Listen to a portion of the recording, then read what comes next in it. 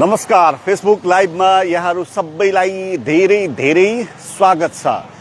हामी जिल्ला प्रहरी कार्यालय रूपन्देहीलाई पृष्ठभूमिमा राखेर बोलिरहेका छौँ। राष्ट्रिय स्वतन्त्र पार्टीका सभापति रवि लामिछानेलाई अस्ति राति काठमाडौँमा पक्राउ गरेपछि हिजो उहाँलाई एटियरको विमानबाट हिजो बिहान एटियरको पहिलो उडानबाट रूपन्देही ल्याइएको छ र रूपन्देहीमा यही प्रहरी कार्यालयको हिरासतमा उहाँलाई राखिएको छ।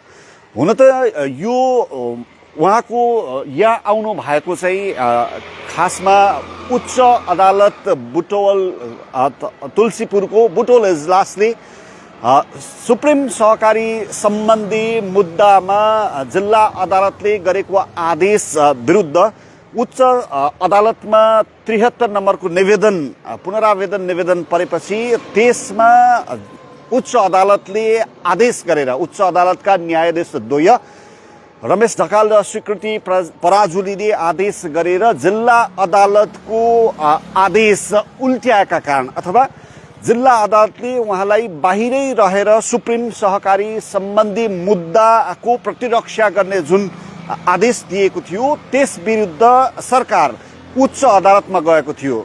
यसको अर्थ रवि लामिछानेलाई हिरासतबाट अब उहाँले जुन मुद्दाको प्रतिरक्षा बाहिर रहेर गर्ने सुविधा जिल्ला अदालतको आदेश अनुसार पाउनु भएको थियो, सरकारले त्यसलाई बदर गरेर उहाँलाई कैदै गरेर उहाँलाई नियन्त्रणमै दिएर थुनामै राखेर मुद्दाको पूर्वपक्ष गर्नुपर्छ भनेर उच्च अदालत गएको थियो।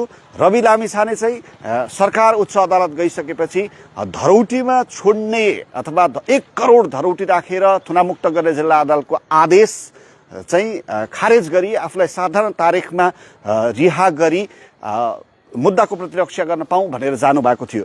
त्यसैगरी यही सुप्रिम सहकारीकै मुद्दामा पूर्व डिआइजी छविलाल जोशीलाई चाहिँ कैदमा राखेर मुद्दा प्रतिरक्षा गर्ने जुन आदेश जिल्ला अदालतले भएको थियो, उहाँहरू पनि उच्च अदालत जानुभएको थियो। तीनै पक्ष अथवा रवि लामिछाने त्यसपछि छविलाल जोशी र सरकार तीनै पक्ष जिल्ला अदालतको आदेश विरुद्ध उच्च अदालत गएका थिए र उच्च अदालतले अस्ति शुक्रबार बिहीबार र शुक्रबार 2 दिन बहसपछि एउटा आदेश गर्यो कि जिल्ला अदालतले गरेको आदेश चाहिँ रवि लामिछानेको हकमा उल्टाएर उहाँलाई थुनामै पठाउने आदेश गर्यो। छविलाल जोशीको जिल्ला अदालतले जे आदेश गरेको थियो त्यसलाई सदर गर्यो। त्यसपछि रवि लामिछानेलाई